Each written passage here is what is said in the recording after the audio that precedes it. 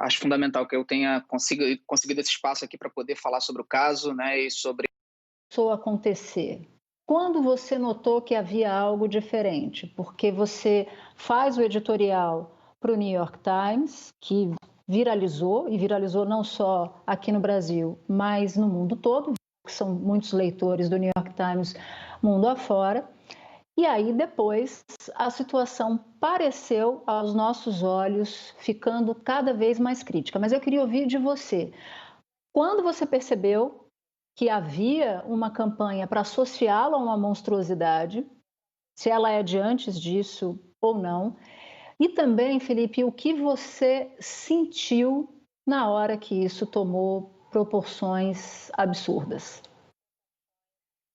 Essa campanha, ela começou mais ou menos por volta de 2017, quando eu comecei a vociferar mais a respeito do então deputado Jair Bolsonaro. Ali ele já começava a construir uma base de apoio e quando saiu de fato a candidatura, a coisa começou a ganhar corpo e eu passei a ser uma dessas vítimas dessa perseguição. Mas até então, a coisa era muito menos organizada, era muito mais pessoas aleatórias xingando aqui e ali. A articulação começa realmente a se formar por volta de 2018, quando começa a se aproximar um pouco mais do período eleitoral. Quando o Bolsonaro e, enfim, seus filhos ou quem mais estiver envolvido nisso, encontra determinadas pessoas específicas dos Estados Unidos, a gente sente uma mudança em como a articulação é feita nos ataques e nas publicações em relação à candidatura do então deputado, do então candidato. E a partir daquele momento começa realmente um outro comportamento. E eu passei a ver o quanto a coisa começou a ser orquestrada. Agora, se eu posso fazer o link e dizer que vem da família ou vem de integrante do governo ou qualquer coisa do gênero, não posso fazer essa afirmação. O que eu sei foi o que eu percebi da mudança de comportamento. A coisa foi escalando cada vez mais até vir, na verdade, o primeiro grande impulsionamento de ataques veio quando eu participei do programa Roda Viva. Ali eu senti que aquela máquina de articulação que movimenta milhões de pessoas começou a se direcionar para mim. Mas até então, tudo bem. Felipe está dando uma entrevista num programa conceituado, começaram os ataques aqui e ali, mas ainda não tinha se intensificado tanto. O segundo grande impulsionador foi, de fato, o vídeo do New York Times. A partir dali começa, de fato, uma arquitetura para me vincular com um crime de pedofilia, que é algo muito comum. Se você pega a história da extrema-direita, né, de todos esses articuladores de ódio da extrema-direita em vários países diferentes do mundo, a associação com crimes e perversões sexuais é muito comum, porque eles sabem do quanto isso causa impacto na sociedade. E a coisa se intensificou de vez, assim, explodiu para eles, foi a gota d'água quando foi anunciado a minha conferência magna na OAB e a minha live com o ministro Barroso do Supremo Tribunal Federal. A partir dali, os ataques começaram realmente a pegar outra proporção e culminou no rapaz que apareceu no vídeo vindo aqui na porta do condomínio. De fato, assim, para mim é estarrecedor ter que ver isso tudo, ter que lidar com isso tudo, mas eu acho que o que eles querem é vencer pela intimidação. Toda essa mobilização, toda essa orquestra do ódio que é orquestrada por WhatsApp e Telegram, e agora pela nova rede social da direita, né, Parler, isso tudo é feito com o objetivo de intimidar e vencer pelo medo. Então, se você pega uma pessoa e persegue até ela se sentir tão perseguida que ela não tem mais para onde correr, ela vai abandonar o barco. No meu caso, acaba funcionando de maneira oposta. Eu acho que quanto mais essas pessoas demonstram seu ódio, acaba que mais força elas acabam me dando para que eu possa usar a minha voz o máximo possível para denunciar todos esses esquemas e todas essas orquestras que, sem dúvida alguma, estão sendo investigadas agora pela Polícia Federal e, se Deus quiser, tanto no inquérito do STF quanto na CPMI das fake news, as pessoas que são responsáveis por tudo isso vão acabar caindo.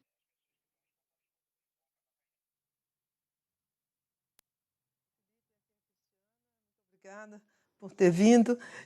Eu queria te perguntar o seguinte, em que momento você fez essa inflexão para ter esse papel político mais ativo, se valendo da popularidade que tem nas redes sociais e do poder de influência que tem junto à juventude para fazer esse movimento político crítico?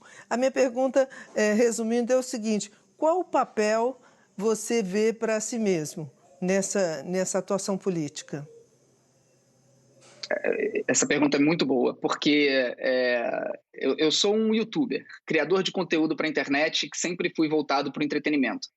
Nunca tive, apesar de sempre ter emitido opiniões, na época no Snapchat, depois no Instagram Stories e eventualmente no Twitter, eu nunca fui um comunicador político, né? Eu só era um cidadão falando.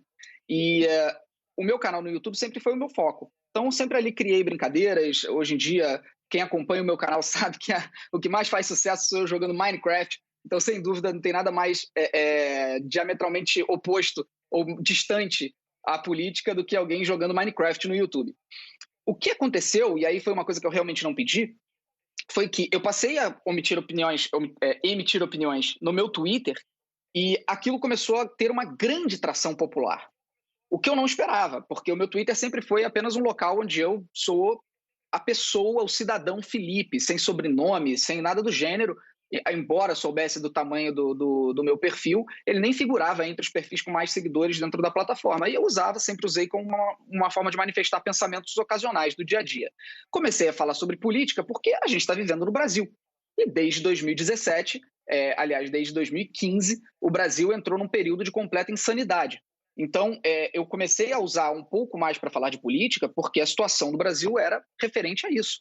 Então, as pessoas começaram a compartilhar porque elas se sentiam representadas em relação ao que eu estava postando ali. Nunca foi uma posição que eu almejei. Nunca escrevi um plano sobre, vou virar um comunicador político também. Mas fui alçado a essa posição por conta da reverberação dos tweets que eu postava ali. Em compensação, ao mesmo tempo, o meu canal no YouTube cresceu muito e não tinha nenhuma relação com política. Continuava sendo um canal para entretenimento, diversão, humor e ganhou notoriedade até internacional, figurando na lista, foi o segundo canal mais assistido do YouTube ano passado. Então, nada disso se referia à política. Então, assim, hoje eu sei que eu tenho um papel e represento um papel que se tornou até mais sério do que eu tinha planejado ter. E levo isso com responsabilidade, tentando ao máximo me informar sobre os assuntos que eu vou comentar e usando o meu Twitter de maneira racional, de maneira fria e evitando ao máximo os conflitos e comportamentos intempestivos ou qualquer coisa do gênero. Eu acho que tenho feito um trabalho legal, eu acho que a grande razão da extrema-direita estar tão preocupada e fazendo tanta coisa contra mim é justamente porque o trabalho vem sendo bem feito. E não só por mim, mas também por todas as pessoas que trabalham comigo e que eu preciso acreditar também, tá? Toda a minha equipe de comunicação, minha assessoria, meus advogados e todo mundo que está junto criando, hoje em dia, me auxiliando na criação desses conteúdos.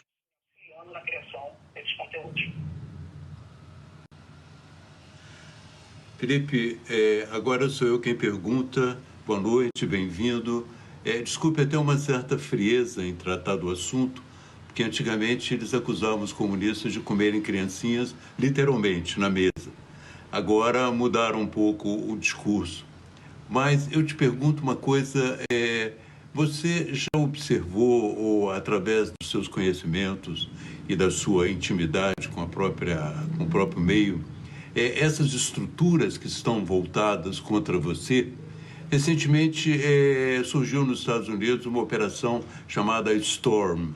E essa operação criou também um grupo chamado QAnon, que agora foi banido do Twitter. Parece que esse movimento faz parte também de uma articulação internacional. Não que a articulação internacional esteja voltada contra você, mas você já procurou examinar toda essa estrutura de ataque a você? Eu acho que até a pessoa que foi na porta da sua casa é o lado mais, digamos assim, pitoresco. Apesar de ser violento, é pitoresco. Mas essa estrutura montada, você já procurou examinar e você, a partir desse exame, acha que pode contribuir como com a lei da fake news? Sem dúvida. Esse movimento, né, do QAnon, ele tem ganhado bastante repercussão internacional e mais ou menos como acontece em relação a tudo na comunicação digital, o Brasil vem logo em seguida, né? O Brasil, eu costumo dizer que é um país até mais fácil de você estudar comunicação digital, porque é sempre um reflexo do que acontece nos Estados Unidos. Então, você consegue antecipar os fenômenos no Brasil, o que seria, inclusive, mais fácil para as investigações e para as ações preventivas em relação ao que acontece aqui. Mas, infelizmente, a gente ainda está correndo atrás do rabo, até a gente chegar à frente e conseguir agir de maneira preventiva vai demorar. E aqui no Brasil, esse movimento do QAnon, eu não vejo ainda tanta atração quanto tem acontecido lá fora, mas já começa, e é uma tendência que precisa ser estudada. Eu espero que as pessoas responsáveis pelas investigações já estejam de olho nisso.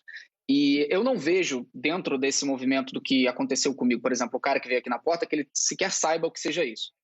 O que se existe no Brasil hoje é uma articulação utilizando o WhatsApp, Telegram e o Parler para criar pirâmides de grupos.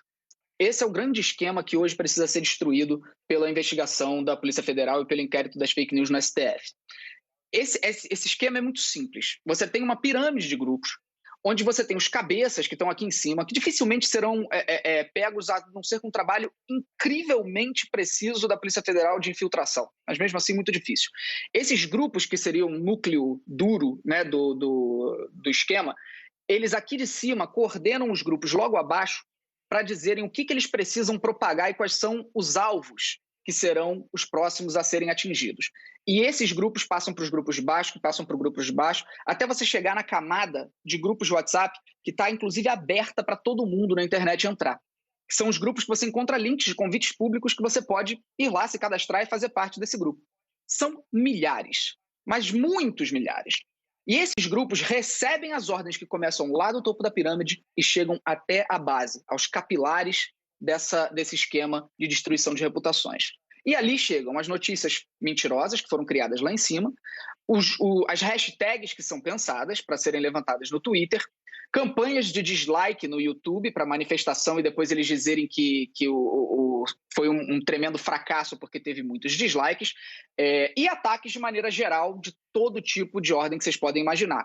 Prints falsos, montagens no Photoshop e tudo mais que vocês podem supor. Então, vem de cima para baixo e quem é o responsável por isso, ou seja, o grupo que acaba sendo responsável por essa disseminação são as pessoas ingênuas, que eu não as culpo, que são enganadas por conta dessas pessoas que estão acima na pirâmide. Então são pessoas comuns, pessoas que você lida no dia a dia, um membro da sua família, aquele tio bolsominion do churrasco, que vai cair, tá num daqueles grupos lá fora Dória ou Bolsomito 2022, recebe aquela montagem e está instruído, já treinado a passar adiante. Tem que se investigar esse esquema piramidal da fomentação do ódio na internet. No momento em que isso for destruído, você desarticula o ódio e você desarticula a maior ferramenta da extrema-direita hoje no Brasil. O maior poder da extrema-direita hoje nas redes sociais vem desse esquema de pirâmide de controle de ataques de ódio. Então, no momento em que você conseguir se infiltrar e derrubar os cabeças desse sistema, que para mim é criminoso, e acho que para todo mundo que está assistindo também, você vai conseguir, de fato, mudar a internet no Brasil. Então, eu espero muito que a gente esteja próximo disso, porque não são muitas pessoas as responsáveis e os grandes maestros desses grupos de WhatsApp. A Polícia Federal já deu indícios de que sabe quantos são, quem são, e eu espero que eles realmente caiam para que a gente reencontre um pouquinho mais de paz dentro do ambiente digital. Ô, Felipe, com essa sua explicação bem didática de funcionamento desse esquema na internet, a gente entende por que o presidente da Câmara convidou você para participar dessa discussão importantíssima com relação às fake news. E você mencionou o jogo do qual você já tem 300 milhões de visualizações na internet de você jogando, e é um jogo, para quem não entende, do pouco que eu entendo, ele não tem um objetivo específico. A pessoa vai construindo coisas, vai conquistando coisas e fazendo progressos. Numa relação simples com a sua vida, foi mais ou menos o que aconteceu. Você não tinha um objetivo simples, mas você foi galgando e fazendo progressos. E você utiliza muito bem do seu conhecimento de internet para usar isso a seu favor. Na sua resposta para a Natuza, você deixou bem claro, falem bem, falem mal, mas falem de mim, porque é isso que te municia. E ontem você teve uma discussão com a deputada Carla Zambelli e você conduziu isso da forma mais clara possível. Você foi induzindo a conversa até usar a fala dela a seu favor. Você acha que essa é a forma de conduzir as coisas para quem não tem uma máquina orquestrada? As pessoas conseguem fazer isso no dia a dia? É claro que discutir com a Carla Zambelli é muito mais fácil do que enfrentar a máquina de ódio, né? Porque não é difícil. Mas eu acho que a gente precisa não minimizar ou subdimensionar o quanto eles podem ser, e aqui não estou falando da Carla Zambelli especificamente, mas desse esquema piramidal, do quanto eles podem ser perversos nos ataques e nas articulações. De fato, assim como Minecraft, minha vida foi bastante dessa forma, né? Eu fui entrando de cabeça em lugares onde eu não fazia a mínima ideia de onde eu estava entrando. Quando eu comecei no YouTube, eu gosto de brincar, era tudo mato. Toda vez que eu faço uma reunião com funcionários da plataforma, tanto gringos, né, americanos, canadenses, ingleses, quanto os brasileiros, eu sempre falo, olha, vocês não tem nenhum funcionário hoje no YouTube que tenha mais tempo de YouTube do que eu. Então, sempre é como se eu fosse o veterano nas reuniões com os funcionários da própria plataforma, que comandam a plataforma. Então, são 10 anos e meio já caminhando para a criação de vídeos dentro do YouTube. E é natural que dentro desses 10 anos e meio eu tenha feito todo tipo de vídeo, né? Eu tive um fator que pesa, ao mesmo tempo que pesa a favor, pesa contra também. Eu amadureci com todo mundo olhando. Isso não é uma coisa fácil, né? Quem se lembra de si próprio aos 22 anos sabe o quanto a gente é jovem com 22 anos. E o quanto a gente muda dos 22 aos 30, dos 30 aos 32. Né? Hoje eu estou com 32 anos caminhando para 33. Então toda essa minha maturidade, todo esse meu processo de amadurecimento, e que eu vivo ainda hoje, ele é exposto, sempre foi exposto. E eu fui registrando tudo isso. Então o que as pessoas têm para usar hoje contra mim são vídeos muito do passado. Normalmente sempre revivendo vídeos muito do passado, tentando dizer que seriam atuais, tentando dizer que foram feitos pensando em crianças e coisas do gênero, quando não teve absolutamente nada disso. Em relação ao projeto das fake news, né, que o Rodrigo Maia me convidou, eu já venho participando, né, as pessoas ficaram um pouco chocadas com aquele convite, mas eu já venho participando de diálogos, debates e reuniões acerca do projeto de lei há algumas semanas já.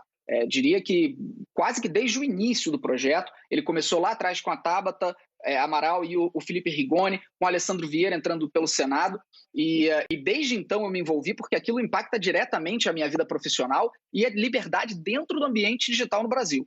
E desde o início, não só eu, mas a coalizão Direitos na Rede, os institutos todos voltados para a comunicação digital no Brasil, vem dialogando, conversando e tentando ao máximo enxugar um projeto que nasceu de uma maneira muito perigosa, evoluiu para um quadro de apocalíptico e começou a ser diminuído. Ainda está num momento muito ruim. Ele passou pelo Senado ainda muito ruim. Eu fiz reunião com o próprio relator no Senado, com o Ângelo Coronel, fiz reunião com deputados, fiz reunião com o Orlando Silva, que vem fazendo um trabalho excelente na Câmara, e foi mais de umas, que a gente já fez umas 3 ou 4. Conversei com a Tabata, conversei com o Rigoni. Então, eu venho já trabalhando em cima disso, tentando mostrar o lado dos criadores de conteúdo, porque hoje, no Brasil, todo mundo tem representação. Né? Existe a representação da imprensa, a representação dos atores, a representação de roteiristas, mas não há hoje no Brasil ninguém, absolutamente ninguém, defendendo os interesses de quem cria conteúdo na internet no Brasil. Eu não estou dizendo que eu sou essa pessoa, mas no vácuo, na ausência de ter alguém discutindo e debatendo e falando, gente, tem pessoas profissionais que trabalham com isso diariamente e estão na casa de milhões de pessoas no Brasil todos os dias, eu gostaria de falar. E as pessoas decidiram me ouvir. Então eu estou lá fazendo o máximo que eu posso, o melhor que eu posso, para tentar proteger aqueles que criam conteúdo e também a população como um todo. Então, venho trabalhando já há bastante tempo dentro desse projeto e pretendo sim conversar com o Rodrigo, e diferentemente do que ele postou no Twitter, eu não acho que a gente deva pisar no acelerador, eu acho que o oposto, a gente precisa pisar no freio em relação a esse projeto. Mesmo eu sendo hoje um dos maiores alvos das fake news no Brasil, o projeto como ele está, na minha concepção, precisa ser pisado no freio e repensado do início ao fim com muito debate público. Felipe, a Cecília falava do Minecraft e ele é um jogo de sobrevivência. E eu imagino que sobreviver no Minecraft seja infinitamente mais fácil do que sobreviver na política. Você falava ali de como se dá a produção e a disseminação de desinformação ou de um ataque à reputação de quem quer que seja fazendo uma metáfora da pirâmide, fazendo o desenho da pirâmide. Então, quem está no topo vai dando comando, distribuindo, produzindo aqui em cima e distribuindo para as instâncias abaixo, e assim sucessivamente esse conteúdo. E quando chega na ponta, aquela pessoa compra aquela informação e compra no sentido subjetivo, compra aquela informação, aquela ideia, concorda com aquela ideia e dispara. É muito por causa disso que tanto o Supremo Tribunal Federal quanto o Congresso Nacional quer mexer em algo que será capaz de desmontar essa estrutura, ou pelo menos dificultar uma estrutura assim, que é o dinheiro. O financiamento dessa estrutura, porque para produzir conteúdo lá no topo da pirâmide, você precisa de dinheiro. Então, se ataca o financiamento, resolve-se muita coisa.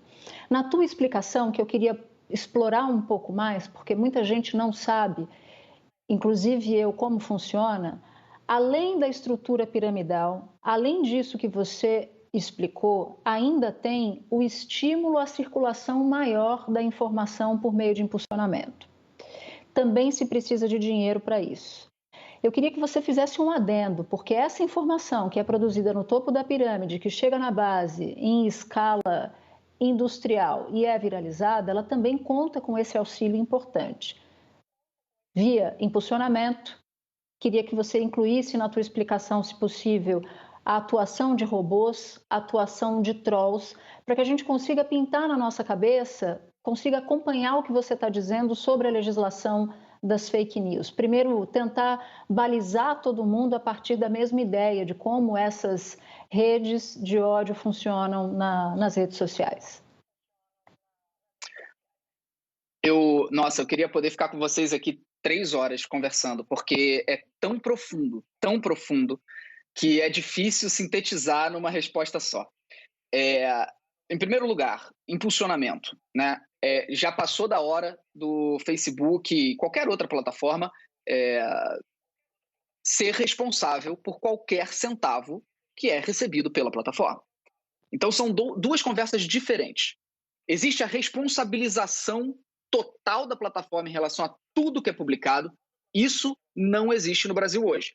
Isso, inclusive, é assunto já debatido e consolidado do Marco Civil da Internet de 2016, que consolidou, deixando claro que as plataformas não são responsáveis pelo que é publicado nelas. Mas há um outro debate que precisa ser feito de imediato a respeito dos conteúdos impulsionados. E aí há debate, há conversa, há diálogo. Eu sou da opinião da maioria, que as plataformas devem passar a ter responsabilidade em cima de qualquer conteúdo que receba dinheiro para ser impulsionado. Porque aí a gente está falando realmente da plataforma receber dinheiro para levar aquilo a um público que a gente chama de targeteado, né? Que seria, em português, com público-alvo definido. Você está usando uma inteligência artificial para atingir determinadas pessoas, impulsionando isso com dinheiro. Principalmente se for dinheiro público. Se for, então, dinheiro de campanha, dinheiro de fundo eleitoral, etc., aí é que a gente está falando realmente de uma responsabilização máxima. Então, todo tipo de impulsionamento precisa ser responsabilidade da plataforma que veicula. Isso, para mim, é um ponto pacífico.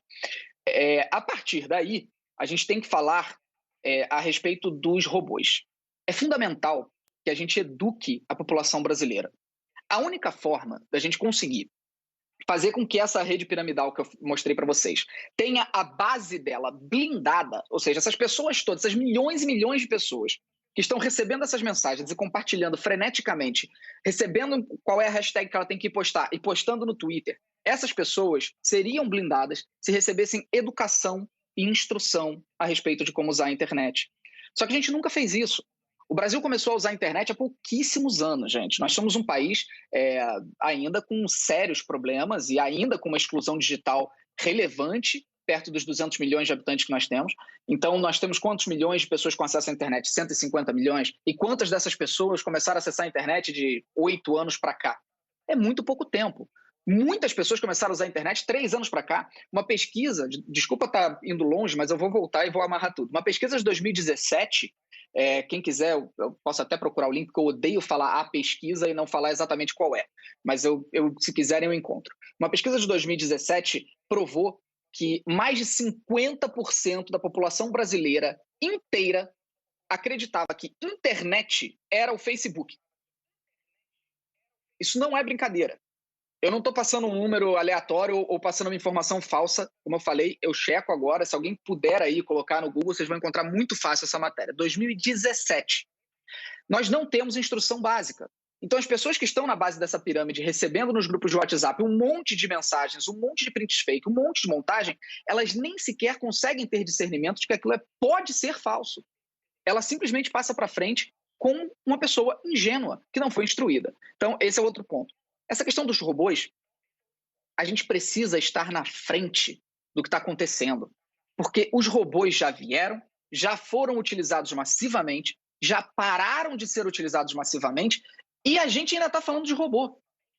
Os robôs hoje no Twitter representam um percentual minúsculo, perto do que de fato é o engajamento da articulação do ódio. Porque com esse sistema piramidal dos grupos de WhatsApp, eles já conseguem controlar milhões de pessoas, eles sobem uma hashtag em 2 minutos. Eles não têm mais necessidade alguma de usar robô. É com pessoas mesmo, é com contas autênticas. O problema é que muitas dessas contas parecem inautênticas.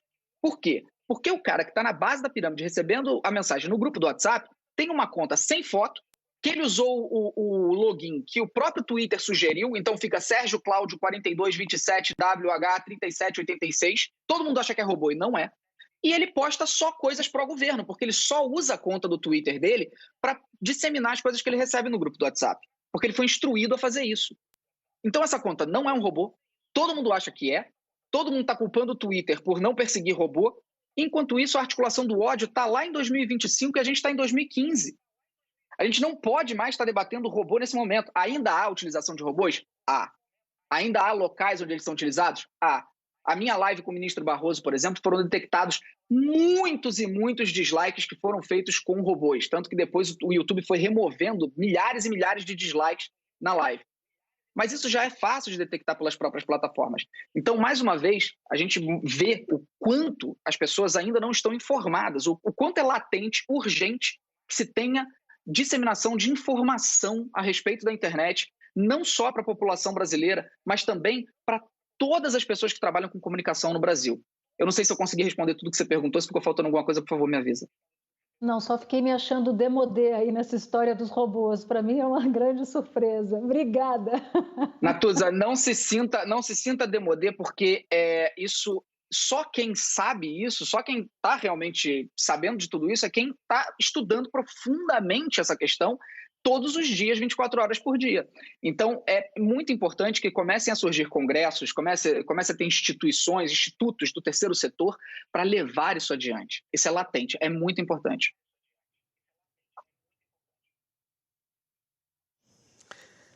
Felipe, em outros países, governos populistas de direita foram eleitos exatamente com essa mesma estratégia de criar polarização, de criar o ódio, de criar contra tudo que estava posto até então, que é exatamente o modelo do governo Jair Bolsonaro.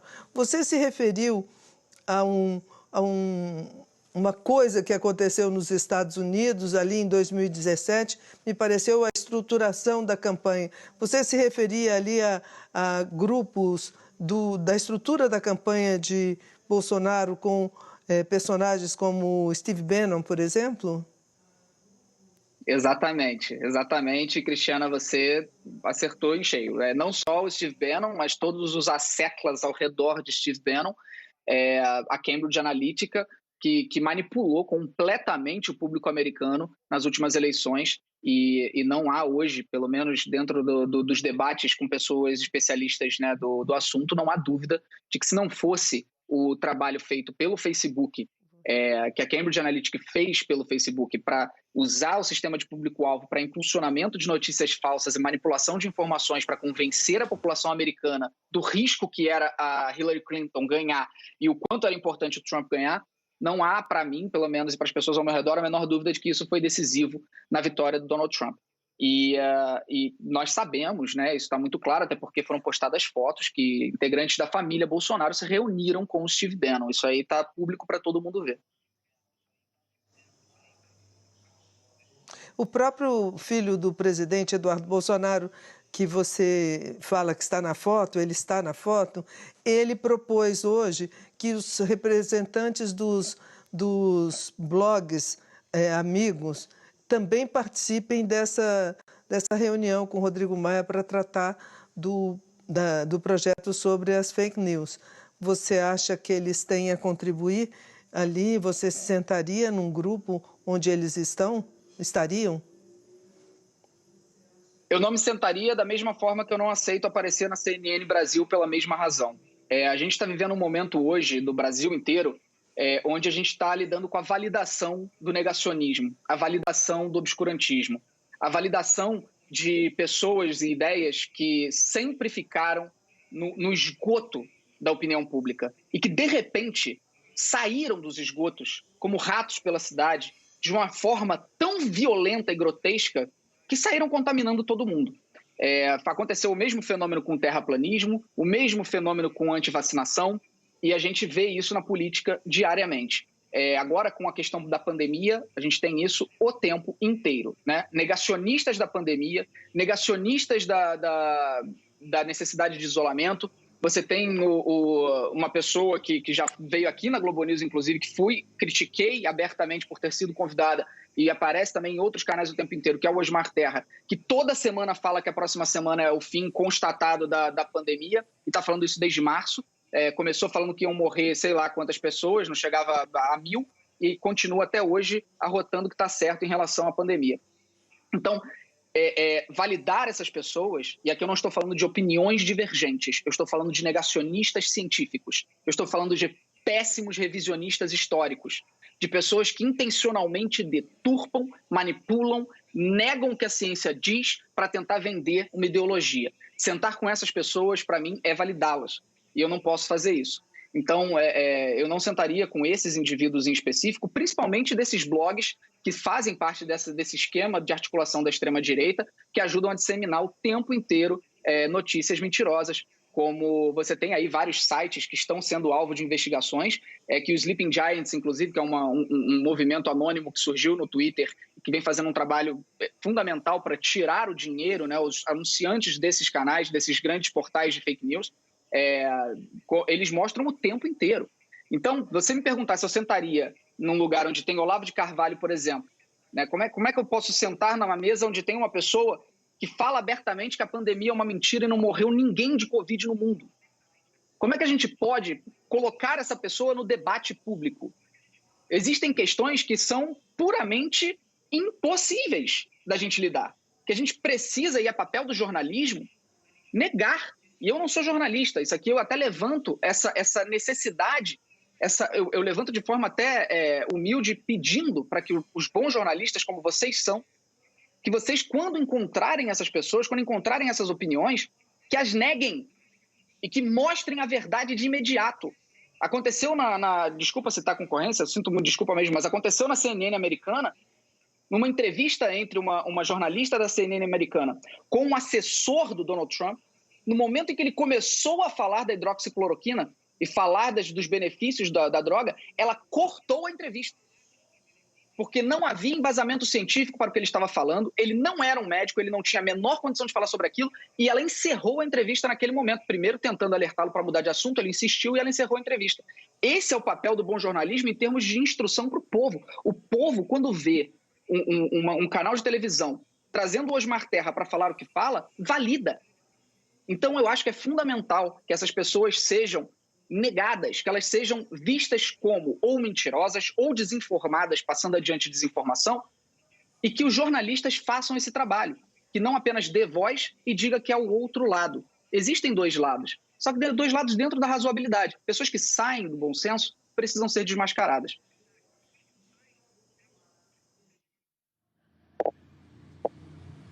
Olha, eu queria fazer umas perguntas sobre a rede, né?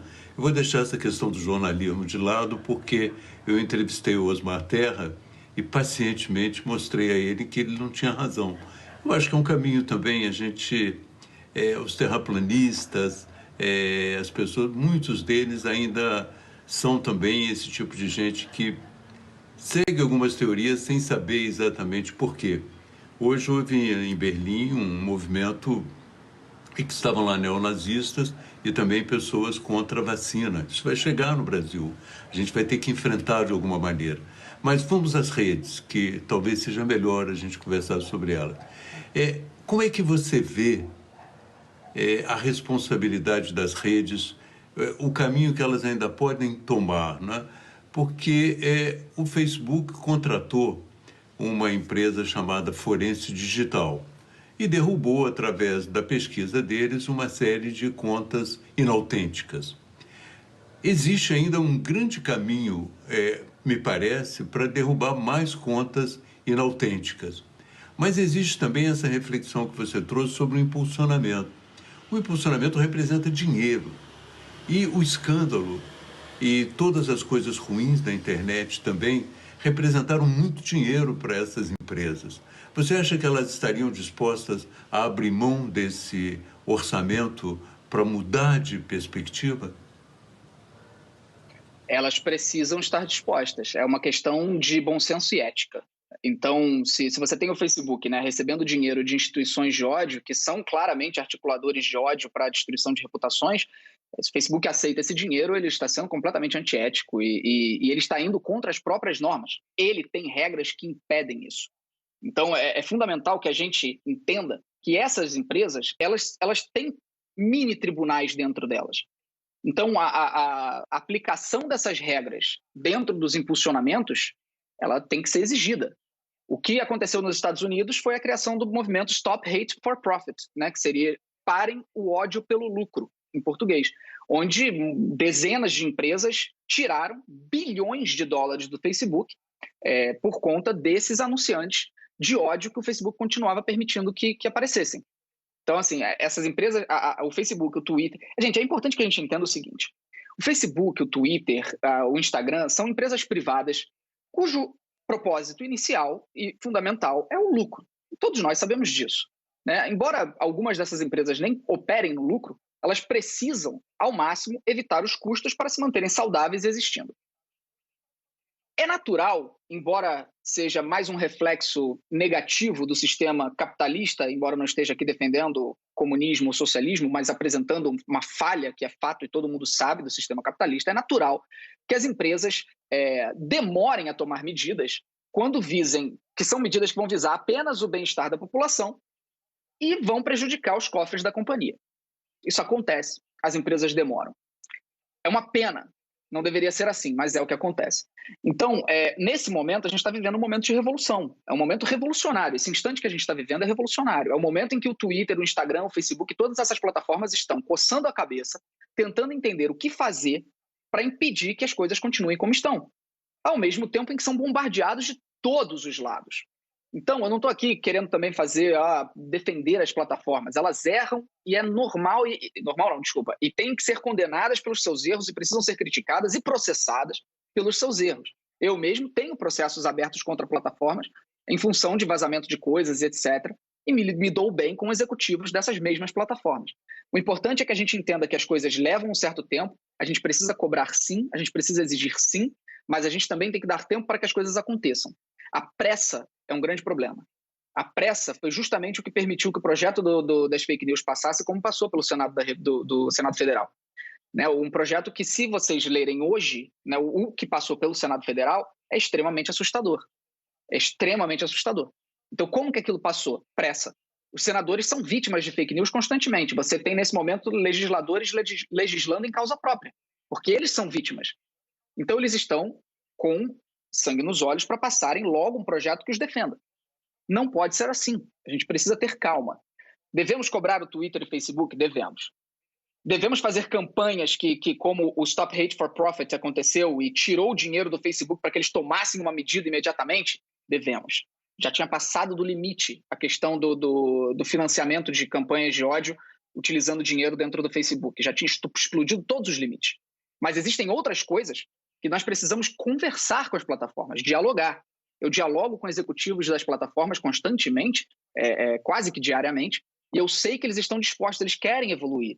O Twitter quer evoluir, o Facebook quer, o YouTube quer evoluir. Recentemente, o YouTube desmonetizou um canal de extrema-direita, tirou os anúncios, proibiu. Por quê? Porque eram tantos exemplos de regras da própria plataforma quebrada que eles falaram, olha, não podemos mais ter o seu canal monetizado. Então, qual é o ponto final aqui? O que a gente precisa exigir e cobrar das plataformas, do Twitter, do Facebook, do Instagram, do YouTube, de todas as demais. Apliquem as suas próprias regras. As normas de conduta da sua plataforma já estão escritas e todos assinam essas normas quando criam uma conta.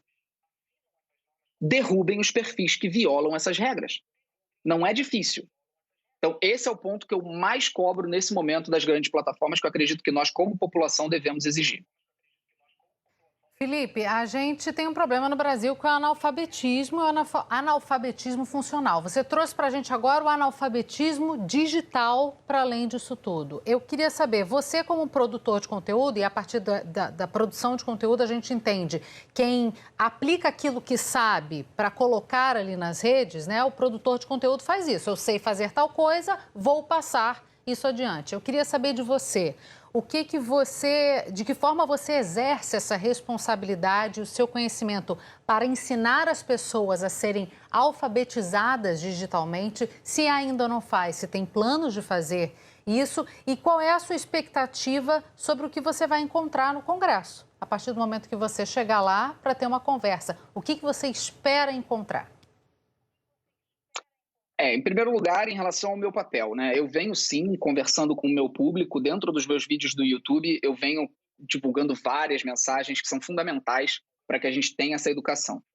Uma tecla que eu venho batendo muito é justamente a de não responder com ódio. Quem acompanha meu canal no YouTube e está assistindo essa entrevista sabe do que eu estou falando. Eu já falei isso pelo menos em uns 10 vídeos e se preparem porque nos próximos 15 eu devo falar em quase todos.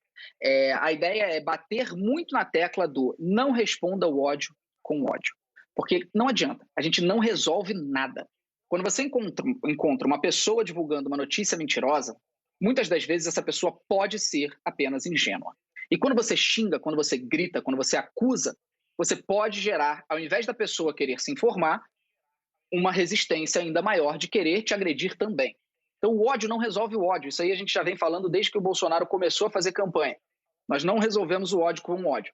Então a gente precisa vencer o ódio, por mais piegas que soe, com amor. A gente precisa mostrar para essas pessoas que elas estão sendo usadas. As pessoas, eu queria muito falar agora para quem está assistindo, para todos vocês que estão em grupos de WhatsApp, que o tempo inteiro diz qual é a hashtag que você tem que promover, qual é a notícia que você tem que divulgar, qual é a próxima coisa que você precisa postar. Essas pessoas estão te usando. Elas sabem o que estão fazendo e grande parte do que você está divulgando ou é falso ou é manipulado à beira também da falsidade. Então, saia desses grupos.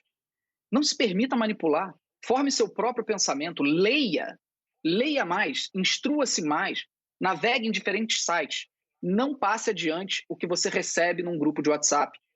Esse é o primeiro ponto que a gente precisa começar a compartilhar em massa. Seria muito importante que grandes emissoras de televisão e grandes veículos de maneira geral começassem a repetir o mantra, a exaustão. Não compartilhe o que você recebe em grupos de WhatsApp antes de verificar. Parece bobo. Quem está assistindo vai falar, cala a boca, para de ser bobo, que é isso? Gente, vou repetir. 2017, pesquisa provou que mais da metade da população brasileira achava que a internet era o Facebook. Então, não é bobo, é muito sério. Então, esse é o primeiro ponto.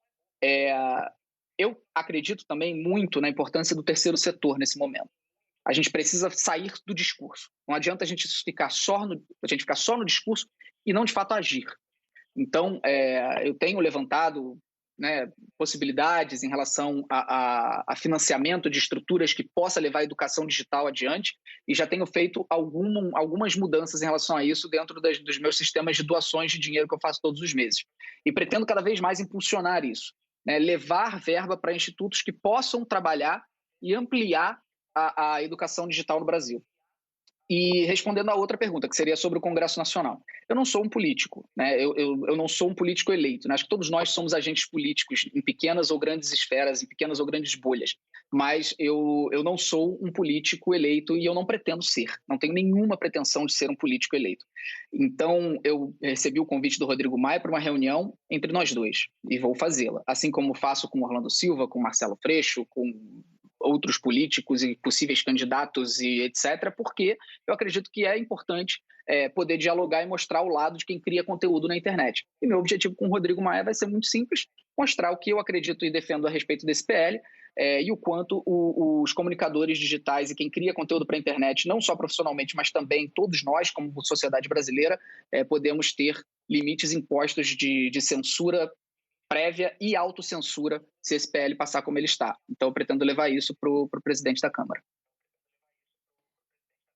Felipe, a pesquisa que você citou é da Quartz e faz parte do relatório The Internet Health Report, um relatório sobre saúde na internet, só para completar a informação que você havia dado sobre metade das pessoas entrevistadas achar que a internet era o Facebook. Mas eu queria fazer uma outra pergunta que foi formulada por um jornalista colega nosso aqui da TV, o Renan Brits, e ele, que acompanha você muito, diz o seguinte: olha, o Felipe Neto tem um diagnóstico curioso. Todo mundo fala na existência de um gabinete de ódio. Esse termo, essa nomenclatura, foi vastamente usada a partir de 2 deputados federais que eram aliados do presidente Bolsonaro, Alexandre Frota e Joyce Hasselmann. E eles, na CPI, disseram que existia um gabinete de ódio e disseram como esse gabinete de ódio operaria. Mas você diz que existe mais de um gabinete de ódio, que são vários gabinetes de ódio. E eu queria saber como é que você tira essa conclusão e explicasse o porquê dessa tua crença de que não existiria apenas um, mas inúmeros. Pelo alcance. Eu não tenho a menor dúvida que durante um tempo existia somente um. E você tinha ali os articuladores que, bom, eu sei bem quem são, mas obviamente não vou falar aqui porque, né, a gente sabe das consequências judiciais, mas que foram amplamente denunciados já na CPMI das fake news. Então, quem quiser saber é só ir acompanhar a CPMI, porque eles foram amplamente denunciados. E era, sem dúvida, o gabinete mais poderoso para mobilização de grupos de WhatsApp. Só que essas lideranças, esse gabinete de liderança, ele passou a ser copiado. Então, é natural que isso aconteça também, inclusive.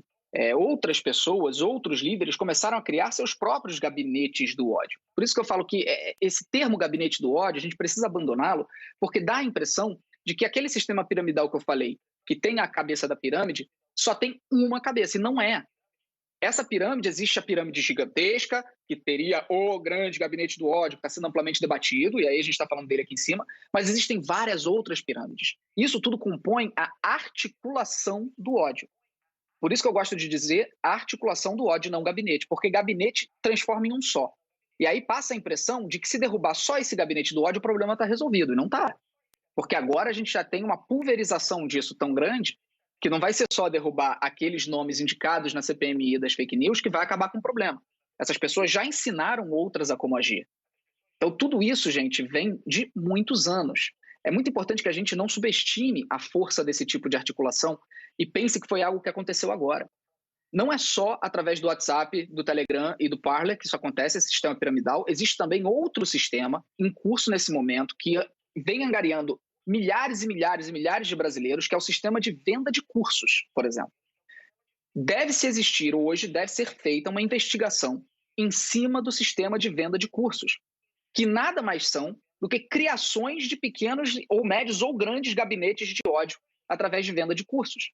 Pessoas que se dizem filósofos ou discípulos de filósofos ou qualquer outra coisa do gênero, que começam seus cursos, começam a trazer um monte de gente para dentro daquele ambiente tóxico e começam a propagar mensagens de ódio que são extremamente problemáticas e não tem ninguém nem olhando, porque esse conteúdo fica privado, porque é vendido. A pessoa compra o curso, só quem compra tem acesso. Então é fundamental que haja um trabalho de investigação em cima desses cursos, que se compre, que se analise, que se veja o que essas pessoas estão falando, que vão descobrir que existem vários líderes de comunicação hoje no Brasil propagando para milhões de pessoas no país mensagens como a democracia teve a sua derrocada quando a mulher começou a votar. Isso é um dos discursos amplamente disseminados dentro desses cursos que são vendidos por essas pessoas que se dizem filósofas ou discípulos de filósofos, que a mulher só vota pensando na beleza do homem. Aliás, faz todo sentido, né? Por isso que foi eleito o presidente Bolsonaro. Mas eles dizem isso, de fato, querendo inferiorizar a mulher, porque faz parte, dentro desse sistema que eles vislumbram, que é um sistema reacionário, teocrático, de resgate de valores do século XVI, a inferiorização da mulher. Então, eles precisam convencer tanto o homem quanto a mulher. E eles fazem isso muito com venda de cursos de filosofia, que deveria estar sendo investigado nesse momento. Felipe, só fiquei com uma dúvida nessa novidade que você traz para a gente sobre os cursos, se a operação de difusão de uma ideia, de um preconceito, de algo que atente, inclusive, sobre a noção constitucional ou noções constitucionais, se isso é feito de forma subliminar. Ou seja, aquelas pessoas que compram o curso, que fazem o curso, recebem aquelas informações e elas naturalmente vão difundir essas informações, ou se há, a partir da compra do curso, a reunião num grupo que será instruído a divulgar de forma inorgânica a informação. Depende, tem grupos e grupos. Alguns mentores desses cursos fazem um trabalho um pouco mais um para um, até quando tem menos alunos. Então, eles começam a fazer um trabalho de lavagem cerebral. É real, uma lavagem cerebral real, tá, gente? Nós não estamos falando de pessoas de bom caráter. São pessoas que foram instruídas e treinadas a disseminarem valores do século XVI. Por isso que são chamadas de reacionárias. E elas criam esses pequenos grupos de compradores de cursos para começarem aquele trabalho de lavagem cerebral. Enquanto tem poucos alunos, eles fazem muito no um para um. Tudo isso foi bastante estudado. Existem relatórios em relação a isso que são fundamentais de serem expostos para a sociedade também, e que depois eu até posso passar para a redação do programa. E a partir do momento que a turma vai crescendo, essas aulas variam. Elas podem se tornar aulas ao vivo, que eles gostam muito de fazer, porque a aula ao vivo também é mais difícil de ser gravada.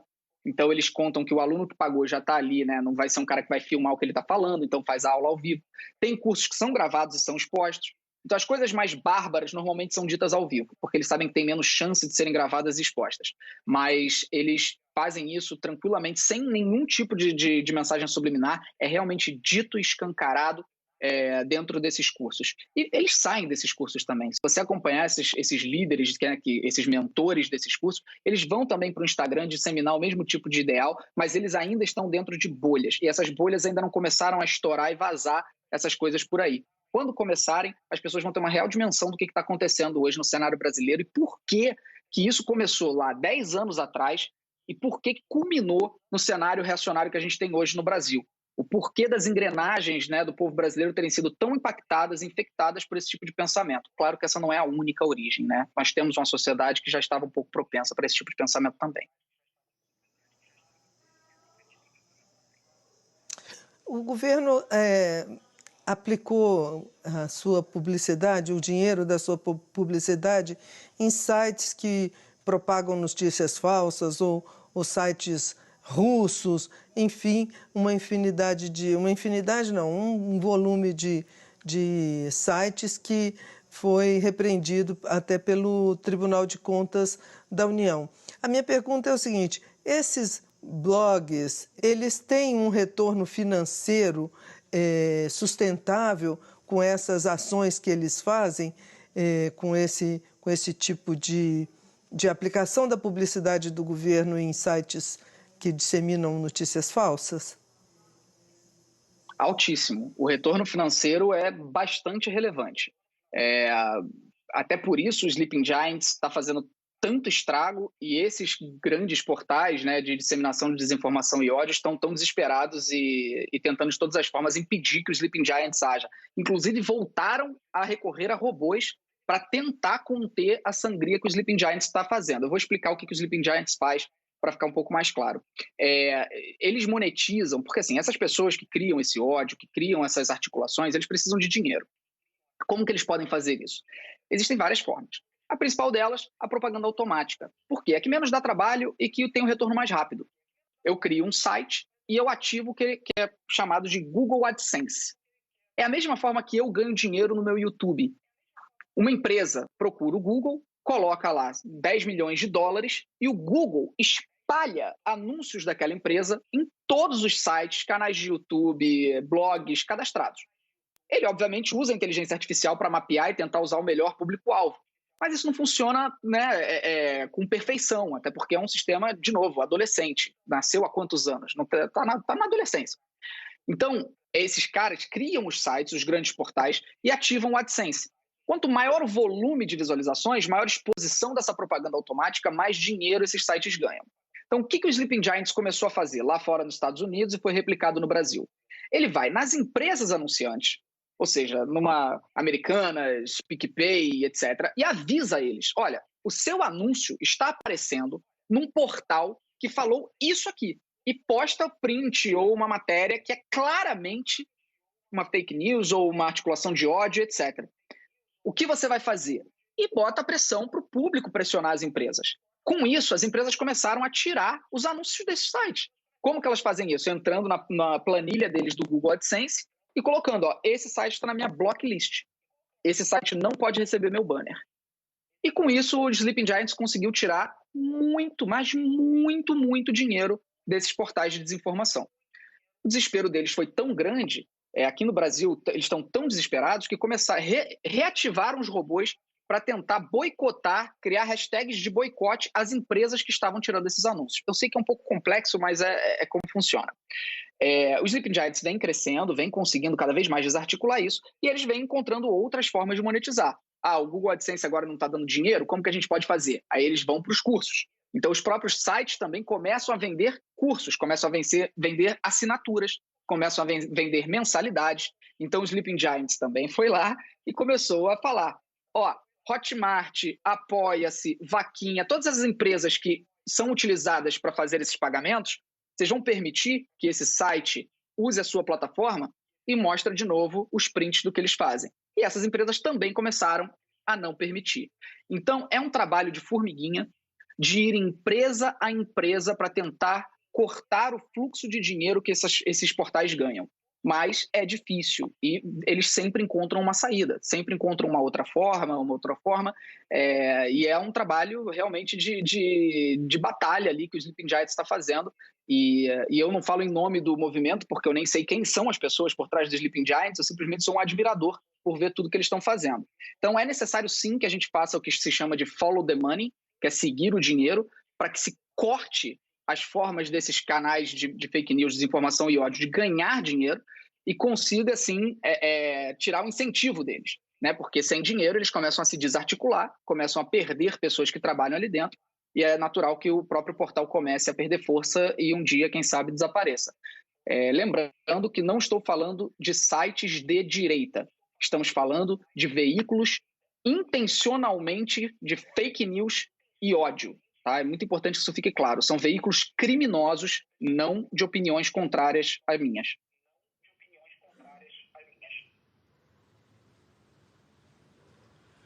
Bem, essa questão é uma questão bem interessante, porque eu compreendo a radicalidade, mas eu não entendi bem quando você falou sobre os cursos. É claro que um curso sobre o século XVI, um curso com ideias do século XVI, é difícil de criminalizar. Existem várias posições que nós consideramos estúpidas, mas que, no entanto, não são posições que você criminaliza. Então, é um processo muito difícil você entrar em todo esse mecanismo e determinar aquilo que é um crime, aquilo que é realmente um discurso de ódio, ou é só uma estupidez, uma ignorância que pode ser superada, entende?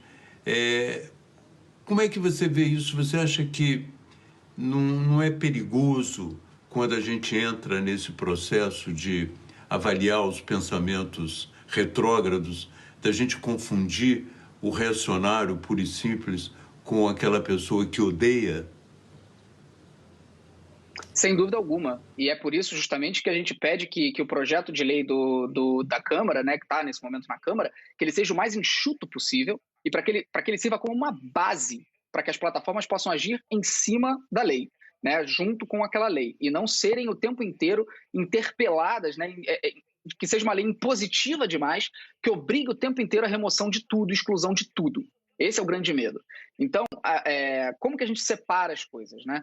Hoje é importante a gente lembrar que não há, no mundo inteiro, uma real definição do que seria desinformação. Então, o projeto de fake news, ele já parte de uma premissa que ele não tem onde se sustentar. Porque a sustentação que seria o que é uma desinformação, ela não existe. Então, ele já fica bambo, ele não consegue ter uma base sólida. O que é necessário que se faça? Que as próprias plataformas tenham, dentro de suas estruturas, maneiras de verificar se aquele conteúdo está de acordo com as suas normas. Eu volto na tecla que eu bati anteriormente. Não há, de fato, talvez, eu não sei, eu não sou um advogado criminalista, mas eu não acho, posso estar errado, me corrija se eu estiver, eu acho que não há nenhuma lei que proíba um indivíduo de falar que mulheres não deveriam poder votar. Infelizmente. Bom, não sei se infelizmente ou felizmente. Realmente não sou especialista nesse assunto para dizer se é infelizmente ou felizmente. Às vezes eu acho que as pessoas têm que ter liberdade para serem burras, ignorantes e retrógradas e a gente precisa vencê-las no debate, não no punitivismo. Mas isso é, sem dúvida alguma, um comportamento misógino que está dentro das normas das plataformas onde eles vendem esses cursos. Não é permitido o comportamento misógino de quem vende curso dentro da plataforma. Então, veja bem, não estamos falando aqui de uma imposição de lei, né, de vir o Ministério Público e proibir aquele curso ou prender o cara que falou, mas que a própria plataforma olhe aquilo, veja o que esse sujeito está falando e diga se ela acha que aquilo é pertinente do cara ganhar dinheiro em cima ou se ela discorda e vai aplicar a própria regra de misoginia para não permitir que o cara possa falar aquilo em público. A gente está falando aqui, de novo, repito, eu só estou falando de casos que são extremamente problemáticos, né? Esse mesmo cara que falou essa questão sobre mulheres não deveriam poder votar, e ele fala isso com categoria, ele não se manifesta de forma lunática, você não acha que o cara é um louco, ele realmente fala. Esse cara tem um diploma de psiquiatria, ele fala como um psiquiatra, e ele revela, nesse mesmo ambiente dele de curso, numa live dele, que ele curou um pedófilo contratando prostitutas que pareciam crianças. Então, a gente tem que ter um diálogo para entender onde está o limite. O que deve ser feito em situações como essa? Quem deve se envolver em situações como essa? É o Conselho de Psiquiatria? É o Conselho de Medicina? É a própria plataforma onde ele falou? Isso que ele falou especificamente foi no Instagram, mas foi ao vivo. O que o Instagram vai fazer? Não tem como ele derrubar a live no mesmo momento? O que vai ser feito? Então, ainda há muitas brechas a serem dialogadas e entendidas. Por isso que sua pergunta, Gabeira, foi tão boa. Porque há, de fato, questionamentos que a gente ainda precisa se fazer. E a sociedade precisa dialogar. E é justamente por isso que eu quero chegar para o Rodrigo Maia e falar, Rodrigo, nós estamos numa situação, presidente da Câmara, não Rodrigo, mas presidente da Câmara, nós estamos numa situação onde a gente não tem ainda consenso em inúmeras questões. Como é que a gente vai passar uma lei tão grave, tão importante? País nenhum do mundo, até hoje, nenhum país do planeta conseguiu passar uma lei eficiente no combate à desinformação. Nenhum país no planeta. Como é que o Brasil se sente empoderado a fazer isso em 2 meses? 2 meses. O Marco Civil da Internet levou 4 anos sendo debatido, até ele de fato ser oficializado. Nós não podemos achar que nós vamos legislar a respeito das fake news em 2 meses. Vamos fazer um intervalo rápido? Na volta tem mais Felipe Neto para a gente concluir essa conversa. Não saia daí.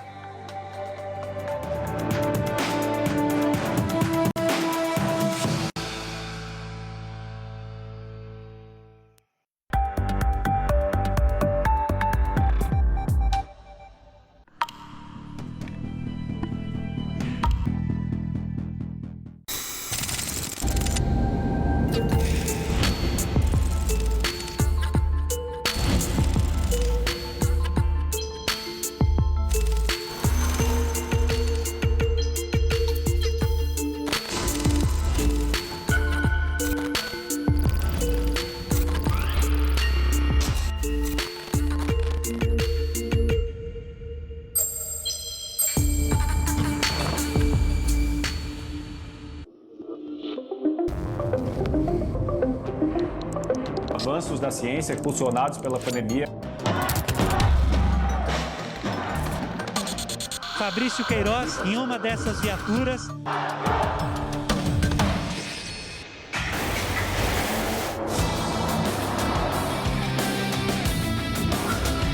Vamos juntos assistir.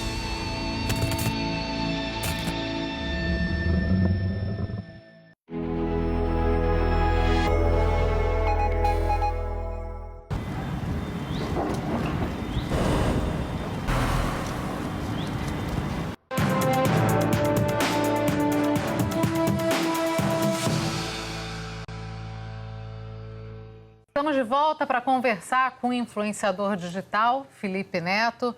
Felipe, recentemente, para ser mais precisa, ontem, você postou nas redes sociais o seguinte: de repente você se torna famoso e o país inteiro tem acesso aos últimos 10 anos de tudo que você postou na vida. Você se garante a ponto de usar o passado de alguém para condená-lo, mesmo sabendo de suas mudanças e correções? Você está se colocando em sua própria defesa, diante de tudo que está acontecendo com você, aos ataques que você vem sofrendo, tanto de um lado quanto de outro. Eu falo de direita e de esquerda, todos que estão usando a mesma máquina para tentar atingir você de alguma forma. O que você tem a dizer sobre isso? Sobre mudanças de comportamento e o que as pessoas precisam aprender sobre isso? Esses grupos de ódio, assim, a forma mais fácil deles conseguirem reverberar essa articulação é usando vídeos da própria pessoa. Como eles não conseguem nada que seja meu de 2 anos para cá, e aí de 2 anos para cá parece pouco tempo, né? Mas 2 anos para cá eu publiquei mais de 1.200 vídeos, se eu não me engano. Então é bastante coisa. Eles apelam para conteúdos muito antigos, normalmente de 5 anos para trás. Hoje, inclusive, bombaram um vídeo pro Rodrigo Maia, né, mandando para ele massivamente um vídeo meu de 10 anos atrás, em que eu falo que não gosto de políticos e etc. Eu com 22 anos, cabelinho pro alto, óculos escuros e revoltado. Então, é natural que dentro de um ambiente, como eu falei, que as pessoas não têm educação digital, que elas não consigam sequer saber quando aquilo foi publicado. Então, um cara que não me acompanha também, não posso nem exigir que ele saiba. O cara vê aquilo, a pessoa vê aquilo, e acha que eu falei hoje, né? Eu parei de falar palavrões no meu canal há bastante tempo. Há mais de 1.200 ou 1.300 vídeos que eu não falo nenhum palavrão no meu canal. E não faço mais piada nenhuma de conotação sexual. Mas até 2017, eu tenho 7 anos de criação de conteúdo em que eu era um youtuber como todos os outros. Então, se você assiste qualquer outro youtuber hoje, quase todos, você vai ouvir piadas de sexo, você vai ouvir palavrões o tempo inteiro e tal, piada normal. É como a linguagem do YouTube surgiu. Ela surgiu com essa quebra, né, com essa rebeldia da linguagem, principalmente num país como o nosso, que sempre foi um país que adotou uma linguagem conservadora dentro das mídias, né? O brasileiro, até pouco tempo atrás, se chocava com filmes brasileiros quando eles ouviam palavrão. E não fazia ideia de que os filmes americanos tinham palavrão a cada 5 palavras, porque as próprias legendas também censuravam os palavrões. E a dublagem também censurava os palavrões. Então, o YouTube surge com essa rebeldia, com as piadas sexuais, com o palavrão, e eu fazia parte desse contexto. Muita gente fala, você sempre teve público infantil. É natural, quando você atinge milhões de pessoas, se vocês estiverem ouvindo meu cachorro, gente, desculpa, você atinge milhões de pessoas, que você tem um percentual, alguns menores, outros maiores, de todas as idades, incluindo o público infantil. Isso não significa que você criava para aquele tipo de público. Então, os meus vídeos até 2017 nunca foram pensados que uma criança de 6, 7 anos estivesse assistindo o meu canal. Depois do fenômeno do meu irmão, Lucas Neto, quando ele de fato começa a fazer vídeos kids e que hoje são criados com uma imensa infraestrutura de pedagogia e psicologia, quando ele começa a trabalhar para crianças, as crianças também chegam no meu canal. E ali é o momento em que eu faço a revolução do meu conteúdo, removo os palavrões, começo a mudar minha forma de linguagem, etc. Só que aí já tinha um monte de vídeos com palavrões, já tinha um livro lançado com uma página que era para público adolescente, já tinha todo um contexto criado até então. O que acontece hoje? Por que eu contei essa história? O que acontece hoje? Esses articuladores lá de cima da pirâmide, né? Eles pegam esses meus vídeos antigos, contratam editores profissionais, cortam trechos antigos, colocam uma cor meio esverdeada, trilha sonora de filme de terror, colocam imagens de crianças aparecendo em câmera lenta, como se eu estivesse fazendo aqueles vídeos de 2016 para criancinhas. E com isso eles vendem o discurso de que eu seria uma pessoa ligada à pedofilia. Então, quando eu digo para as pessoas, para elas se informarem sobre quem elas estão criticando e para elas pensarem a respeito da história da pessoa, é justamente para que elas olhem qual é a minha trajetória. Eu tenho 10 anos de criação de conteúdo. Só comecei a ter crianças ativamente no meu canal e eu prestar atenção a essas crianças a partir do ano de 2018. Então, é basicamente isso que eu digo quando eu falo que É fácil você simplesmente julgar o passado dos outros na internet se você tem aquilo ali prontinho enviado para você. Mas como era você 10 anos atrás? Como era você 5 anos atrás? Se alguém expusesse isso hoje, será que você ia gostar do que iam expor seu? Será que seriam coisas boas? Será que teria alguma coisa que você já mudou? E eu digo o seguinte, se você é a mesma pessoa de 5 anos atrás ou 10 anos atrás, eu acho que você está vivendo um pouco errado. Eu acho que a gente está nessa vida para buscar constante evolução. E eu não tenho a menor dúvida que nos meus 20 e poucos anos eu era extremamente imaturo para muitas coisas, e não tenho dúvida de que hoje ainda sou e tenho muito a melhorar também. Mas é basicamente isso. Eu acho que as pessoas precisam analisar o contexto de quando as coisas foram criadas. Felipe, a gente falou pouco de algo importante hoje no Supremo Tribunal Federal, que é o inquérito das fake news, que acaba motivando um debate sobre liberdade de expressão e crime cometido nas redes sociais. Crimes específicos num propósito específico. O ministro Alexandre de Moraes determinou o bloqueio de perfis de aliados bolsonaristas nas redes sociais, mas ato contínuo, pelo menos um deles que eu tenho notícia, criou uma forma de burlar e voltou para as redes sociais. Sara Giromini, por exemplo. Resolve bloquear perfil? É um ataque, um atentado à liberdade de expressão, na sua opinião? Porque é isso que esses perfis bolsonaristas alegam. Queria o seu olhar sobre isso, se você puder falar rapidamente. Esse assunto é extremamente delicado e eu preciso saber exatamente onde eu estou pisando e onde vai o limite da minha especialidade teórica, tá? E quando a gente entra no STF, foge completamente da minha capacidade de julgamento. Então, eu não tenho como analisar o que o Alexandre de Moraes fez, disse, julgou, porque eu não tenho especialidade nisso. O que eu posso dizer? Que a decisão do Alexandre de Moraes veio no vácuo da inoperância e da completa incapacidade do Facebook de lidar com a situação. Porque os perfis que foram derrubados pelo Alexandre de Moraes, e aqui não estou entrando no mérito se deveriam ou não ser derrubados pelo STF, eles deveriam sim ter sido derrubados pelo Facebook.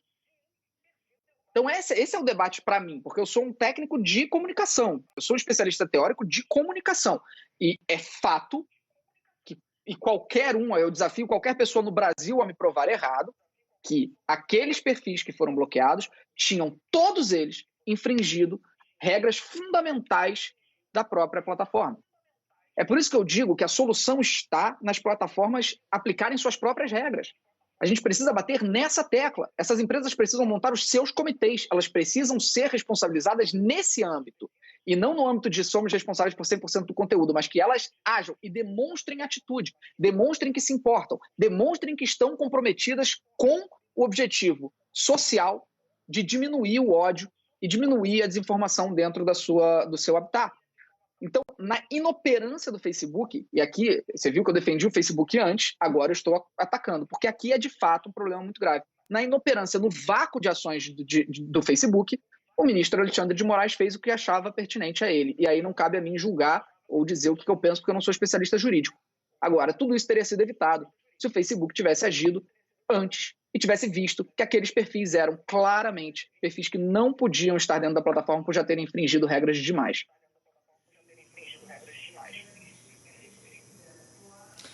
Felipe, as plataformas têm agilidade para evitar um fim de uma reputação que seja alvo desses perfis do ódio? Não. E eu detesto que essa seja a minha resposta, porque hoje eu acho que o maior debate e a maior problemática a respeito de toda essa questão da desinformação e do discurso de ódio é a celeridade das coisas. Na conferência magna que eu fiz para a OAB, eu falei muito sobre isso, eu bati muito nessa tecla. Como vítima e não como especialista jurídico, de novo. O maior problema hoje é o gargalo que se cria para você conseguir derrubar o conteúdo.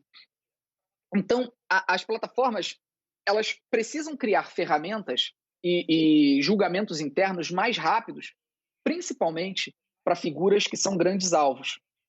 Ah, Felipe, mas aí você está defendendo que você seja protegido e o resto da sociedade não? Não é nem causa própria que eu estou falando, mas principalmente em relação a políticos. E eu digo por quê? Não é para defender políticos, é para defender a democracia. A gente precisa que o ambiente eleitoral seja blindado desse tipo de ataque. Caso contrário, a gente vai continuar vendo a perversão do uso das redes para eleger pessoas de extrema-direita. Então, é preciso criar essa blindagem. Então, quando eu digo que as plataformas precisam criar formas, né, mecanismos de ter julgamentos muito rápidos, muito céleres, para separar ali, terminar qualquer tipo de campanha difamatória imediatamente, é para proteger essas pessoas num ambiente eleitoral. E, obviamente, identificar quem são os maiores alvos e conseguir criar mecanismos. Por exemplo, e aqui eu vou dar um exemplo prático, tá? Existe uma coisa que funciona muito bem, que se chama Content ID, que é uma maneira da plataforma de te oferecer uma ferramenta que impede que pessoas reutilizem o seu conteúdo para descontextualizá-lo. Então, a nossa equipe consegue bloquear o upload de vídeos que são antigos, vídeos meus, para usarem contra mim, descontextualizando, atacando e tirando completamente, né, da época em que foram criados. Então, essa é uma ferramenta que o Facebook criou, por exemplo, né, junto com o Instagram também, porque é dono, para facilitar que pessoas públicas, figuras políticas, empresas possam combater mais imediatamente. Porém, muita coisa de texto, de imagem e tudo mais, não tem como ter uma plataforma que possa bloquear esse tipo de conteúdo. E aí você vai para o tribunal. Quando chega no tribunal, o processo é demorado. Uma tutela antecipada hoje, a decisão de uma tutela antecipada, por mais rápida que ela seja, ela dificilmente sai em menos de 5 dias, 6 dias. E aí você ainda tem o processo de citação. Você precisa citar o réu. E a demora que leva para a citação, porque ele pode se ocultar. Ele pode mandar a mãe atender a porta e dizer que não está em casa. E o processo que demora para ele ser citado, o conteúdo continua no ar. Então, isso é muito problemático, precisa sim ser dialogado, aí foge completamente da minha esfera. O ambiente jurídico precisa dialogar sobre como acelerar o processo de citação e como acelerar o processo de tutela antecipada para impedir esse tipo de postagem de continuar no ar por muito tempo. Felipe, eu queria só complicar um pouco as coisas, eu devia simplificar, mas queria complicar um pouco as coisas, porque essa questão política é uma questão antiga.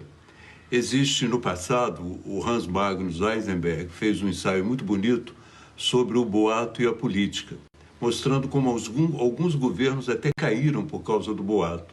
No tempo que nos últimos anos que eu fiz campanha política, eles faziam panfletos. Então fizeram 1 milhão de panfletos dizendo que eu ia acabar com o feriado de Nossa Senhora.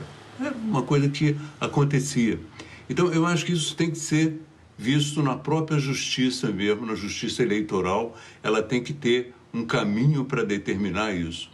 Mas quanto aos perfis que você mencionou agora, você avalia de uma forma técnica. Mas eu tenho medo da gente avaliar de uma forma técnica quando acontece com o adversário, de uma forma política quando acontece com a gente. A sensação que a decisão do Moraes traz é uma sensação de censura, porque, evidentemente, eles podem ter descumprido algumas regras do Facebook. E o Facebook tem alguns mecanismos para punir esses descumprimentos. Mas equivale um pouco, no caso da justiça, né?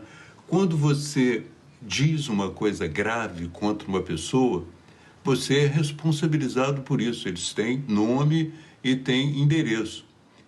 Agora, uma coisa é responsabilizar a pessoa, outra coisa é cortar a língua. Você não acha que é muito grave você tirar uma pessoa da rede? Mais uma vez, a questão do Alexandre de Moraes em específico, eu não entendo o suficiente de lei para poder ter uma opinião técnica. Do ponto de vista, não sei nem qual seria, se seria moral, ético, enfim. É claro que eu sempre serei defensor da liberdade de expressão, como eu sempre fui ao longo da minha vida, porque eu sou um comunicador. Não faria nem sentido ou não defender a liberdade de expressão. Então, do ponto de vista da liberdade de expressão, eu adoraria que tivessem sido derrubados conteúdos e não perfis. Agora, eu não sei o que motivou o Alexandre de Moraes ou qual foi a norma técnica jurídica que ele utilizou para isso, e não sei se está certo ou se está errado, e aí realmente deixa o debate para os juristas. Mas eu sei que dentro da derrubada de postagens, dentro das próprias normas da plataforma, aquela conta deveria ter sido ou banida, ou deveria ter tido tantos conteúdos removidos, tirados do ar, que deixaria a conta bastante anêmica em termos de postagem. E de novo, adoraria poder dizer, olha, o que ele fez está certo, o que ele fez está errado, só que eu não tenho gabarito para isso. O que eu posso dizer é, o que o Facebook fez em ignorar por tantos anos as ações dessas pessoas, os posts dessas pessoas, os absurdos cometidos contra as normas da plataforma está errado. E isso eu posso dizer com certeza absoluta. Agora, o Facebook, nesse momento, está apelando contra, está recorrendo contra a decisão do Alexandre de Moraes para poder recuperar essas contas no ar. E a pergunta que eu deixo para o Facebook é, ok, você está lutando para voltarem essas contas para o ar, com todo o conteúdo que tinha antes, ou o Facebook vai finalmente começar a aplicar as próprias regras? Essa é a dúvida que eu gostaria muito de tirar, e que, enfim, fica uma pergunta no ar para a gente saber o que vai acontecer. Se eles conseguirem reverter a decisão, se esses perfis vão voltar com a totalidade das suas postagens. Eu posso avançar um pouco da pergunta? É permitido? Cecília? Claro, por favor, permitido Gabeira. Avançar um pouco? Claro, por favor, Gabeira. É o seguinte, mas você, é independente da sua visão técnica, você sabe muito bem que o Alexandre de Moraes decidiu que o Facebook devia derrubar as contas em todos os países. Mas você sabe muito bem que cada país tem a sua lei. E se houvesse, de repente, essa decisão de um ministro ter o poder de derrubar uma conta no outro país, alguém das Filipinas podia vir e derrubar a tua conta aqui. Você não acha que isso, para um comunicador, não é meio estranho? Soa estranho, mas, de novo, soa estranho, realmente não parece algo que deveria acontecer num ambiente normal. Não sei o que motivou a decisão em relação a todos os países do mundo e de novo, não tenho especialidade para comentar a decisão técnica dele. Mas eu concordo com o seu ponto de vista como leigo. Eu sendo leigo, tá? Não dizendo que você seja, porque você não é leigo. Inclusive, sou seu fã, Gabriel, queria muito dizer isso. Mas eu, como leigo do assunto, digo que, na minha visão de ignorante, eu adoraria ver postagens derrubadas e não perfis. Felipe Neto, te agradeço muito a participação aqui com a gente na Globo News, nessa noite de domingo de cobertura especial. O espaço está sempre aberto, ainda mais você agora ali dentro do Congresso Nacional, tentando promover